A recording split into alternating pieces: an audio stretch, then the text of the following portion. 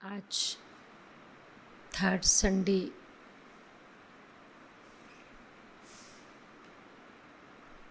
International योग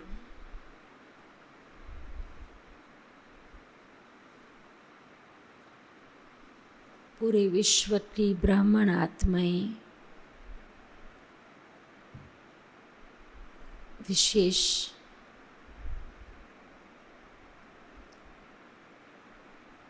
इस संकल्प में स्थित होकर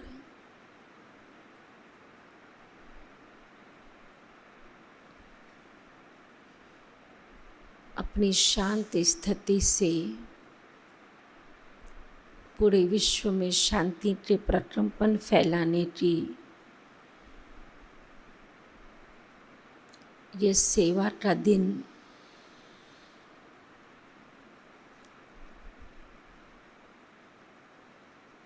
साकार बाबा के होते ही निश्चित है।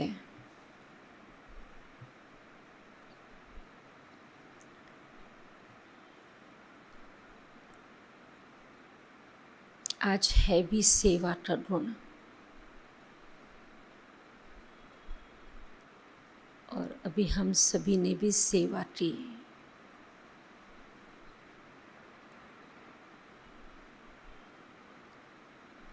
एक तपस्या, एक याद की यात्रा अपने को शक्तियों से भरना और एक तपस्या इस संकल्प से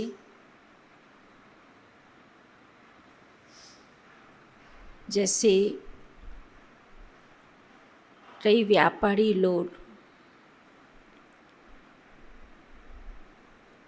एक संकल्प करते हैं कि मैं अपनी कमाई का कुछ हिस्सा दान करूँगा।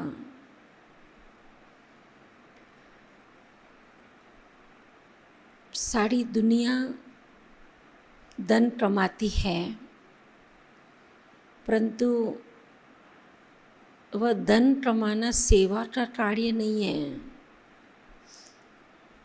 परंतु उस धन राशि में से कुछ हिस्सा निकाल मानव कल्याण के कार्य में लगाना वो सेवा का कार्य है। ठीक इसी रीति से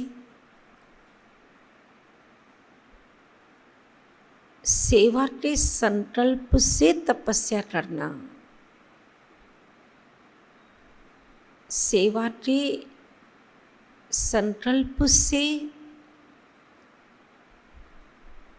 जो बाबा से प्राप्त शक्तियां हैं वह विश्व के अंदर देना।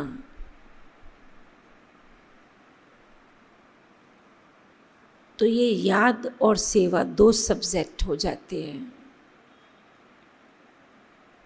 तो आज जो 36 रविवार 36 दैवी गुण हैं, 13वां दैवी गुण है सेवा। नंबर भी देखो ड्रामा अनुसार 13 आया है। गुरु नानक देव का क्या मंत्र था? सब 13 ही 13। तो सच्ची सेवा क्या है?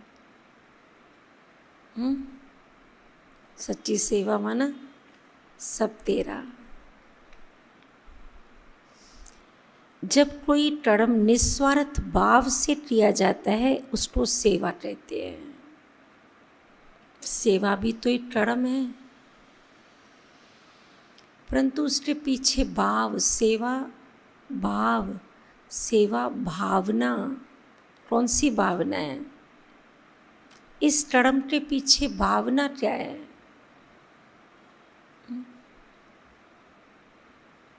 मैं किसी को पानी का गिलास दे रही हूँ, वो बड़े हैं मेरा ये फर्ज है, मेरे लिए ये मर्यादा है, मेरे खानदान की, मेरे कुल की ये एक नियम है, वो अलग चीज़ है। मैं सेवा कर रही हूँ। उस दिन दीदी बता रहे थे कि मैं जब ब्रिजेंद्र दादी की सेवा करती थी तो मैं अपने आप को बहुत भाग्यशाली समझती थी, और मैं इतना खुशी से सेवा करती थी कि ये कितनी महान आत्माएं हैं जिनकी सेवा करने का मुझे भाग्य मिला है।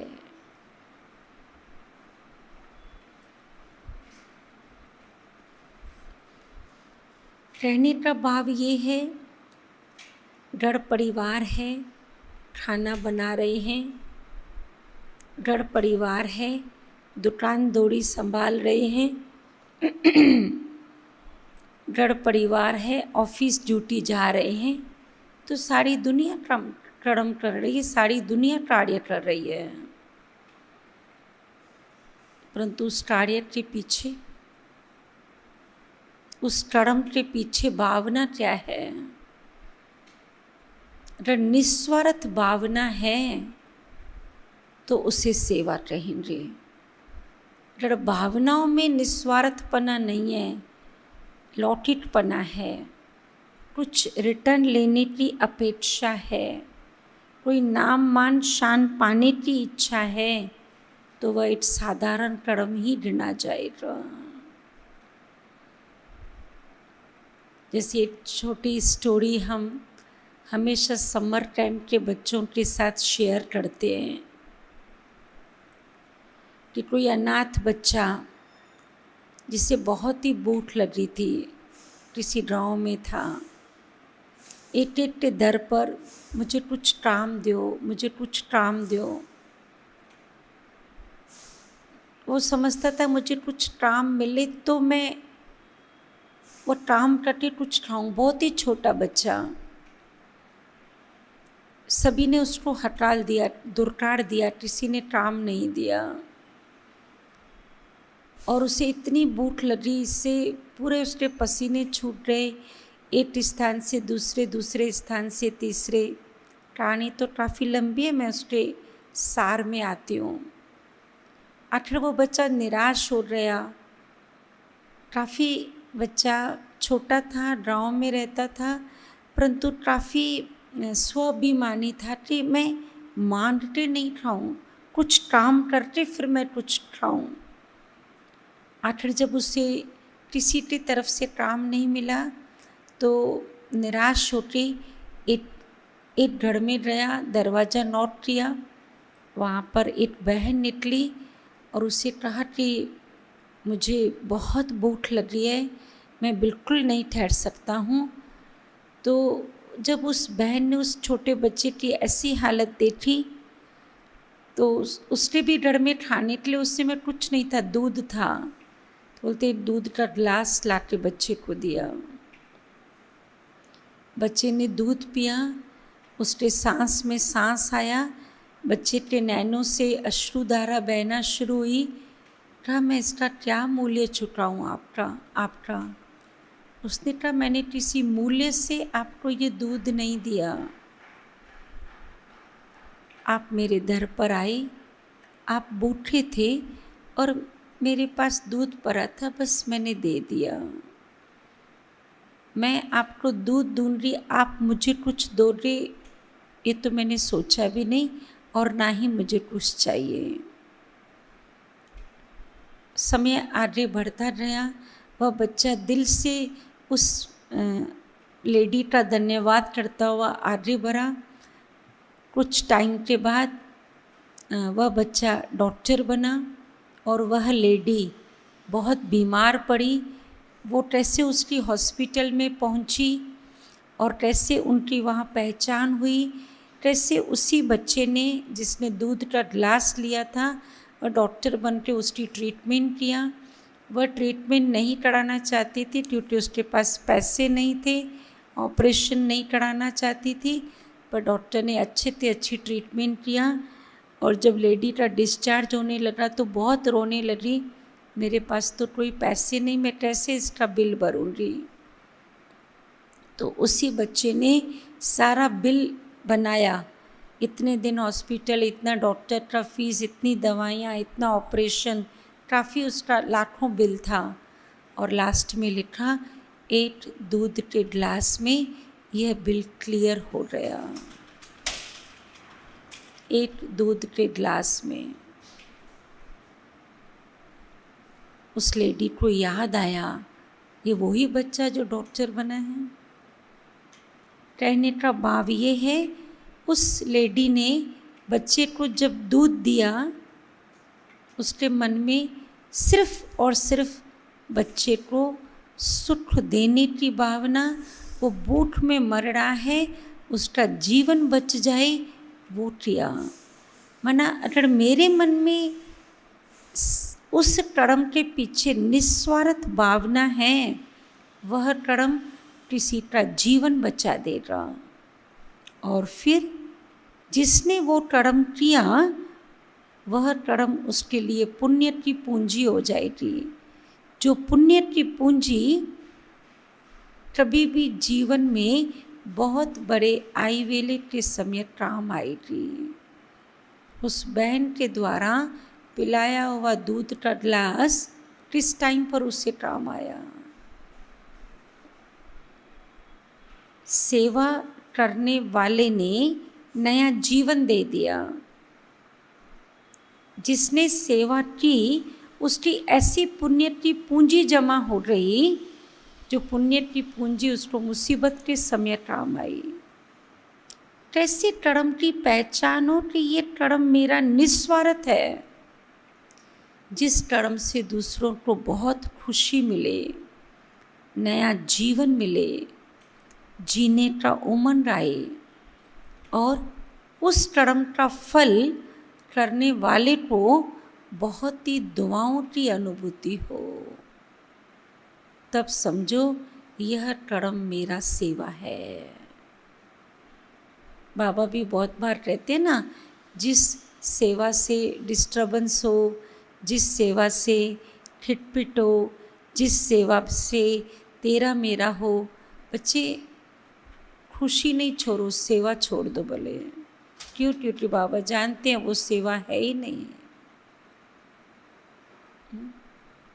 सेवा है एक कार्य, परंतु उसके पीछे भावनाएं कौन सी है, तो क्लियर होता है, निस्वार्थ भाव। परिवार की सेवा करते हैं, फर्ज अदाई है,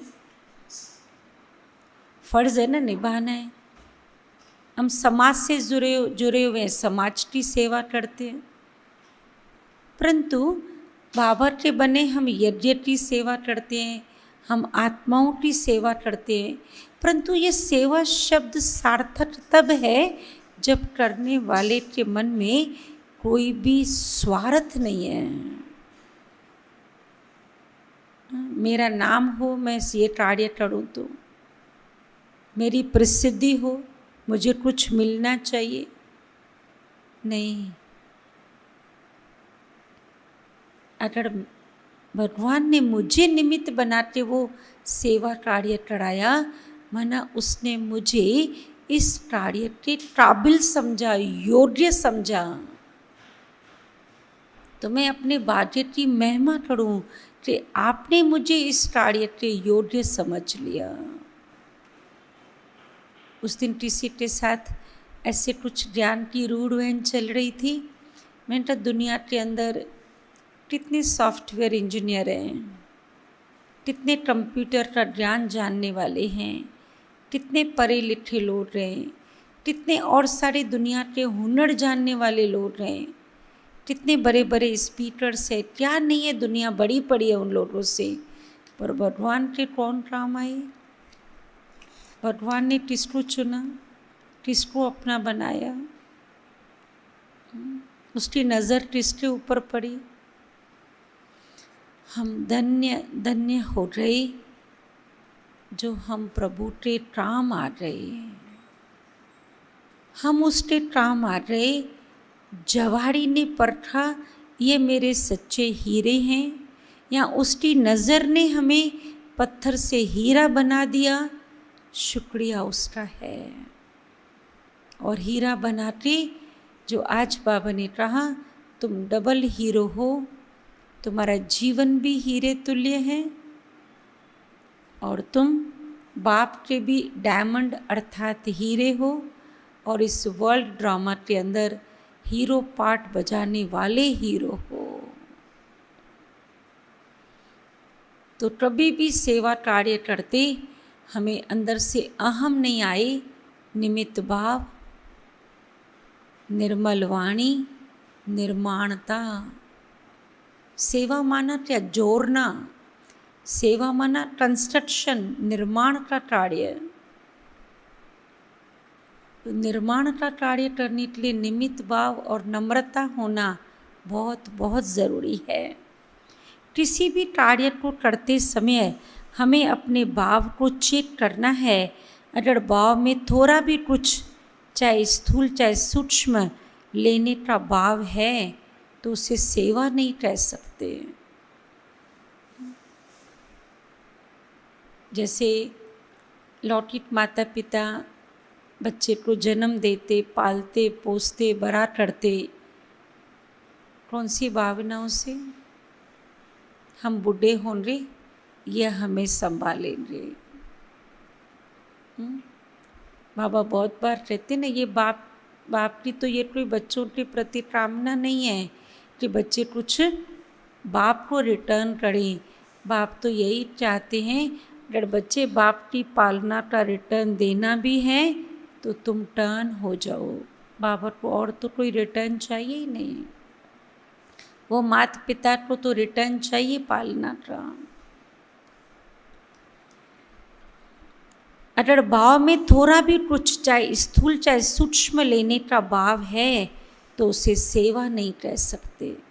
कुछ भी लेने का भाव है, नामाचार लेने का भी भाव है कि मैंने किया, मुझे स्टेज पे बुलाया जाए, मुझे सम्मान दिया जाए, मेरा नाम लिया जाए, थोड़ा भी सूक्ष्म में भी ये भाव है, वो सेवा है ही नहीं। तो सेवा है ही नहीं तो वो खाते में जमा कैसे हो रही है? जो कर्म है वो तो कार्मिक अकाउंट में जाएगा, सेवा तो पुण्य के खाते में जाएगी। हमारे अलग अलग अकाउंट है, एक पाप का खाता है, एक पुण्य का खाता है, एक साधारण कर्म का खाता है। वो तो फिर साधारण कर्म ही तो हो रहा है वो। जैसे दुनिया के अंदर बहुत उदाहरण देते हैं ना कि किसी व्यक्ति ने बहुत दान किया और ऊपर गया तो भगवान ने कहा, यमराज ने कहा इसे नरक में भेज दो। बोला क्यों भाई, मैंने तो इतने दान किए, कैसे क्यों मुझे स्वर्ग में स्थान नहीं? का जो तुमने किया वो तो नीचे का नीचे ही तुमने ले लिया फल। कहाँ पर तुमने अपनी नेम प्लेट लगा दिया, कहाँ पर स्टेज पे तुमने शॉल पहना लिया, कहाँ पर तुमने अवार्ड ले लिया, कहाँ पर क्या ले लिया, कहाँ पर क्या ले लिया। जो तुमने किया वो नीचे ही तुम्हारा हिसाब किताब पूरा हो गया। रहा ही नहीं तुम्हारा पुण्य के कॉलम में, तुम्हारी एंट्री रही नहीं वो। तो हम क्या बनने जा रहे? सेवा से पुण्य आत्मा बने। सेवा जो है वो पुण्य आत्मा बनाती है। तो जो मैं सेवा कर रही हूँ वो निस्वार्थ भाव है, तो वो पुण्य आत्मा। ईश्वरीय सेवा स्वयं भगवान के रचे हुए यज्ञ में जब किसी भी प्रकार का सहयोग निस्वार्थ भाव से करते हैं, नॉट एक्सपेक्टिंग एनी रिटर्न, तब वो ईश्वरीय सेवा कहलाती है। बाबा के यज्ञ में मैंने कंट्रीब्यूशन किया। बिरला का आश्रम बन रहा था, आसन राव में बनने वाला है, राम जपो बन रहा था। हमने इतनी सेवा किया, धन से सेवा किया। किसी ने सारा दिन ठहर के वहाँ पे मज़दूरों से काम कराया, किसी ने बाज़ार से सामान ला के दिया। इतनी सेवा किया। हमें क्या दिया उन्होंने? सेवा किया, दिया तो नहीं कुछ उन्होंने। तो फिर वो तो सेवा हुई नहीं। जैसे एक उदाहरण बताते हैं कि कोई व्यक्ति बहुत मतलब सब कुछ होते भी उसकी इच्छाएं तृष्णाएं बहुत हुआ करती थी, जिस इच्छाओं के कारण वो बहुत दुखी रहता था। एक दिन उसके शहर में किसी महात्मा के प्रवचन से उसका जीवन बदल गया और वह भी साधना करने लगा। एक दिन उसकी साधना से ईश्वर ने प्रसन्न होके उसको दर्शन दिया और कहा कि जो तुम मांगो। बोला अब तो बस आप में ही मेरा मन लगा रहा है, मुझे तो और कुछ चाहिए ही नहीं। बोला नहीं, तुम्हारी साधना से मैं प्रसन्न हूँ। तो बोला जब मैं पहले तुमसे कुछ भी मांगता था तब तो तुमने दर्शन दिया ही नहीं, जब मुझे बहुत इच्छाएं थी। अब जब मेरी सब इच्छाएं पूरी हो रही और मेरा मन साधना में लग रहा है तब आप मेरे को दर्शन दिया है। तो बोला मैं इच्छाओं वालों को दर्शन देता ही नहीं हूँ। जो संसारिक इच्छाओं और तृष्णाओं से मुझे याद करते हैं मैं उन्हें दर्शन नहीं देता हूँ। जो उन इच्छाओं तृष्णाओं से ऊंचा उठ के मेरे में मन लगाते मैं उन्हें ही दर्शन देता हूँ। तो उसने कहा नहीं, मुझे कुछ नहीं चाहिए, बस आप में मेरा मन लगा रहे। तो फिर उसने कहा नहीं, तो उसके मन में आया चलो मुझे अपने लिए कुछ नहीं चाहिए तो मैं मानव सेवा के लिए कुछ मांग लेता हूँ। बोला अच्छा मैं किसको भी स्पर्श करूँ ना तो वह बीमार स्वस्थ हो जाए, किसी जार सूखे जार को स्पर्श करूँ तो वह जार हरा भरा हो जाए। ऐसे कुछ उसने ईश्वर से वर मांगे। बोले तथास्तु।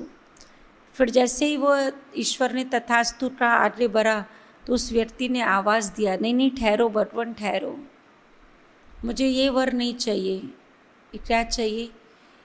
मैं जिसके पास से गुजरूँ ना वो उसको जो चाहिए ना जीवन में, वो बीमारी से मुक्ति चाहिए, धन चाहिए, संतान चाहिए, वो आपसे जो कुछ मांगता हो ना मैं उसके पास से गुजरूँ ना उसकी वो इच्छा पूरी हो जाए। बोला क्यों? बोला मैं फिर से वो दोबारा उनमें नहीं जाना चाहता हूँ। अगर मैं किसी को हाथ लगाऊँ और वो स्वस्थ हो जाए तो वो तो मेरा ही नाम गायन करेगा ना। मैं किसी जार को हाथ लगाऊँ वो जार हरा भरा हो जाए तो देखने वाले मेरा ही नाम गायन करेंगे ना।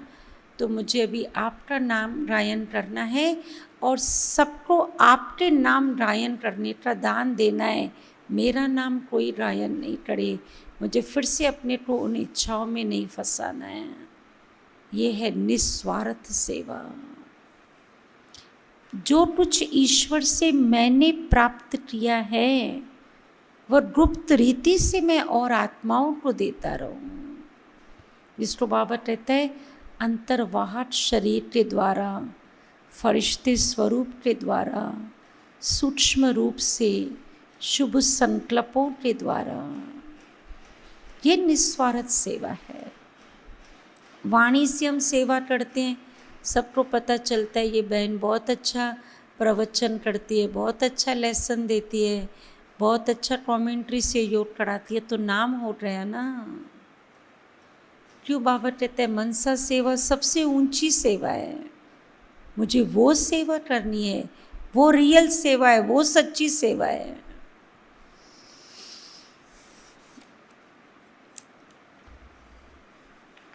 ये गुण मेरे अंदर कैसे धारण हो? निस्वार्थ भावना का गुण। निस्वार्थ भाव आएगा तो हर कर्म मेरी सेवा होगी ना। अपने आप को चेक करना है, क्या मैंने समझा है कि कौन आया है और कौन सा कार्य कर रहा है, वो किसकी ये सेवा है। अगर हाँ मैंने समझा कौन आया है, ये विश्व कल्याणकारी पिता, शिव कल्याणकारी पिता जिसने रुद्र यज्ञ रचा है, ये उसकी सेवा है। तो फिर सेवा फिर सेवा के बिना तो रह ही नहीं सकेंगे। सेवा एक मेरा निजी धर्म कर्म बन जाएगा। यह सेवा कितनी प्राप्तियां कराती है, अगर यह बुद्धि में आवे तो भी सेवा के बिना रह नहीं सकेंगे। सेवा की प्राप्तियां क्या क्या है? ईश्वरीय सेवा, रूहानी सेवा और निस्वार्थ भाव से की हुई सेवा। पहले तो कितनी दुआएं मिलती है। वो देखा ना, उस बच्चे ने कितनी दुआएं दिया उस माता को। दुआओं की प्राप्ति ये सबसे बड़ी प्राप्ति है। दुआएं धन भी लेकर आएगी, दुआएं तंदुरुस्ती भी लेकर आएगी, दुआएं घर में सुख शांति भी लेकर आएगी, दुआएं उड़ती कला में भी ले जाती है। सिर्फ हम दुआएं दुआएं कमाएं, हर कर्म निस्वार्थ भावना से करें। अगर हमें भाग्य बनाने की और कमाई करने की रुचि है तो निस्वार्थ सेवा करते रहेंगे। कमाने की रुचि, भाग्य बनाने की रुचि। जैसे कभी कभी मैं देखती हूँ दीदी किसी को समझाते हैं, कोई तपस्या नहीं करता या सेवा में हाथ नहीं डालता, कहते बस बहुत कमा लिया, ज़रूरत नहीं, अभी बहुत भाग्य बना लिया, बह रही है कमाई, ज़रूरत नहीं है। ये कमाई की रुचि हो, भाग्य बनाने की रुचि हो। यज्ञ को सिर्फ यज्ञ ना समझें, पर ये मेरा यज्ञ है। यज्ञ तो दुनिया के अंदर बहुत सारे यज्ञ है ना, थोड़े सभी के यज्ञ में जाके हम सेवा करते हैं। मेरे बाबा का यज्ञ है, मेरा यज्ञ है। जो हमारी दादी जान की कहते थे, किसी को लेसन दो, 7वें दिन वो रहे मेरा बाबा, मेरा घर, मेरी बहनें, तो समझो ज्ञान अंदर गया। 7वें दिन कह देवे मेरा बाबा है, मेरा घर है, मेरा यज्ञ है, मेरी बहनें हैं, मेरा परिवार है। ये हमारे तोलाराम बाई का अनुभव था। वो दिल से कहता था मेरी बहनें, मेरा परिवार। दीदी ऐसा ही था ना, मेरा बाबा, मेरा यज्ञ ये। और भी, परंतु एक उदाहरण देने के लिए, ऐसे नहीं कि सिर्फ वो, परंतु उनका जो एक लेसन लेते लेते ही उस आत्मा के अंदर बहुत बहुत बहनों के नज़दीक, ऐसे नहीं कि कोई 20 साल लगे उसको नज़दीक आने में, लेसन लेते लेते वो आत्मा नज़दीक आ गई। यज्ञ को यज्ञ ना समझ, मेरा यज्ञ, तो सेवा स्वतः ही होती है और अंदर से अनेकों का कल्याण करने की लगन, ये निस्वार्थ भाव बढ़ देती है। अनेक आत्माओं का कल्याण करने की लगन। मेरा भला हुआ है, मुझे बाबा ने अपना बनाया है, आप समान औरों को मैं बना दूं। ये गुण धारण करने से फायदे। ईश्वरीय सेवा ही वास्तव में अविनाशी और अटूट कमाई है। ईश्वरीय सेवा में वास्तव में बुद्धि जुटाने से संकल्प विकल्पों का त्याग स्वतः सहज और स्थायी हो जाता है। अगर सेवा ना हो तो बाबा मिला ये तो बहुत अच्छा, पर जिंदगी कौन बनाता है, बिजी कौन रखता है हमें? सेवा। हाँ भाई, अगर आप सभी कहेंगे ना तो एक दिन बहनों का सवेरे 8 बजे से रात्रि 10 बजे का पूरा आपको कैमरा दिखा है। मैंने दीदी से पूछा, दीदी लॉकडाउन है, आज कुछ बात चल रही थी तो बाबा हमारी ईमानदारी देखता है। तो यहाँ पे कोई नहीं आता तो ये सारा दिन खाते पीते सो तो नहीं जाती है, या मेरे यज्ञ को संभालती है। जिस यज्ञ में पलते हैं उसकी संभाल करते हैं, और जो इस यज्ञ को संभालते हैं या इस यज्ञ में अपनी सेवाएं देते हैं उनकी पालना का ख्याल है नहीं।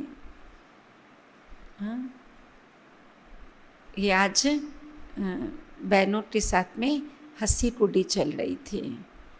तो ये यज्ञ सेवा क्या करती है? संकल्पों से और विकल्पों का त्याग करा देती है।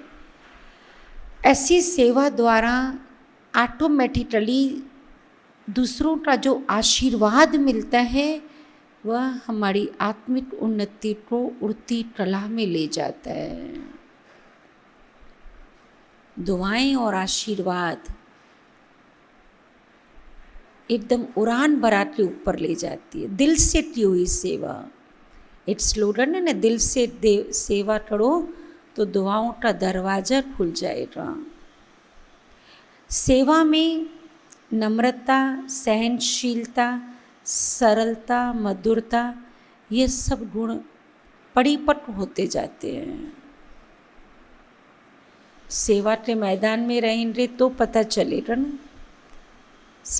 सेवा करनी है तो मधुरता भी चाहिए, नहीं चाहिए मधुरता, सहनशीलता भी चाहिए।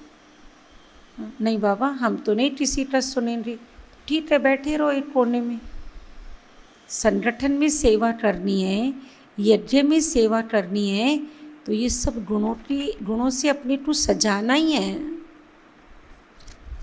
कौन कौन से गुण? नम्रता, सहनशीलता, सरलता, और भी बहुत अच्छा इसका विशेषण है। तो ये सेवा हमारे अंदर एक जैसे जेवर के अंदर मीनाकारी की जाती है ना, ये सेवा हमारे अंदर मीनाकारी करती है। हमारे अंदर कलाएं बढ़ती है, हमारे अंदर हुनर बढ़ती है। अगर हमें सेवा करने की रुचि है तो। नहीं ये मुझे थोड़ी आता है। दादी निर्मल शांता का अनुभव सुना है ना। बाबा ने कहा मोची का काम करना है, चप्पल बनाने का। आयो विश्व की महारानी बनने, और मोची जितना भी अक्ल नहीं है। बस खोला, बस बनाया, गाड़ी चलाना सीखा, हर काम बाबा ने कराया। कभी दादियों ने ये नहीं कहा हमें तो ये आता ही नहीं, मालूम ही नहीं। कईयों की रुचि नहीं होती ना काम में, कहते हमको मालूम नहीं है। अगर आपको वो सेवा करने के लिए बोला जा रहा है, ठीक है मैंने कभी किया नहीं है, आप कहते हैं तो आप मुझे थोड़ा बताएंगे ये कैसे करना है, तो सीख लेंगे, एक हुनर और ऐड हो जाएगा उसके अंदर। ऐसा तो नहीं हम सब कुछ सीख के आए थे बाबा के घर में। सीखते जाएंगे, हुनर आता जाएगा और आत्मा के अंदर कला बढ़ती जाएगी। और निस्वार्थ सेवा सबसे पहले तुरंत खुशी देती है। जो कहते हैं ना कर सेवा तो खा मेवा। कौन सा मेवा? मेवा खाओ तो चेहरा कैसा होता है? हाँ, तो खुशी मिलती है। अच्छा, ओम शांति। नहीं ठीक है, आज से सभी अपने आप को कौन सा मंत्र देंगे? निस्वार्थ सेवादारी। निस्वार्थ सेवा करते चेक करो, कोई मुझे स्वार्थ तो नहीं है। 1% भी स्वार्थ नहीं, बस सामने वाली आत्मा का जीवन बन जाए, उसे सुकून मिल जाए, वो इन बुरे संस्कारों की जो आदि है उससे छूट जाए। हमारे अंदर की भावना उस आत्मा को परिवर्तन करने का बल, शक्ति देगी।